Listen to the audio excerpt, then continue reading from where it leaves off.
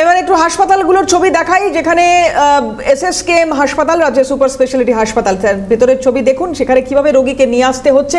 পাশাপাশি আরজিকর হাসপাতাল, national medical college এবং বিধাননগর মহকুমা হাসপাতাল, সব জায়গাতেই কিন্তু এই জল ছবি ধরা পড়ছে। ফলে খুব স্বাভাবিকভাবে এই প্রশ্ন উঠছে যে পরিষেবা এখানে কিভাবে দেওয়া সম্ভব এই পরিস্থিতির মধ্যে।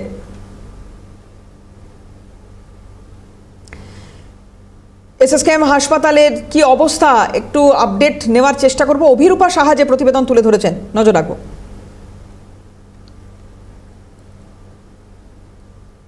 হাসপাতালে চলছে পাম্প লাগিয়ে জল বের করার কাজ।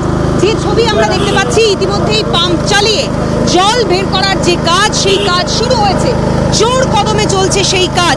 একেবারে মেঘ ভাঙা বৃষ্টিতে বানভাসী অবস্থা শহর কলকাতার। বাদ যায়নি বিভিন্ন হাসপাতালগুলো। সকাল থেকে দেখতে পাওয়া যায় শহরের বিভিন্ন হাসপাতাল একেবারে জলমগ্ন হয়ে পড়ে। যারা কর্মীরা রয়েছেন একটু কথা বলে জানার চেষ্টা করবো। ভাই, এই জলটা যে বের করা হচ্ছে, এটা কখন থেকে বের করা শুরু হয়েছে? এটা খান দু এক ঘন্টা। কি পরিস্থিতি এখন হাসপাতালে? তো ঠিক বলা যাচ্ছে না, এখনো মেশিন আমাদের কম পড়ে গেছে।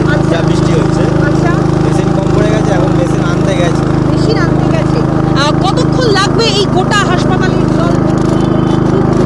এটা এখন ঠিক বলা যাচ্ছে না, এটা এবার মেশিনের উপরে নির্ভর। কটা মেশিন লাগতে পারে তোমাদের আন্দাজ? আমাদের তো আপাতত আটটা মেশিন চলছে। কোথা থেকে বেরোচ্ছে? এটা এই জলটা আমাদের মেন বিল্ডিংয়ের পিছন দিয়ে বার হচ্ছে। ওখানে আমাদের জল জমেছিল, সব এখান দিয়ে মেশিনের দ্বারা বার হচ্ছে। বিল্ডিং এর পেছন দিকে জলমগ্ন হয়ে পড়েছিল গোটা এসএসকেএম হাসপাতাল।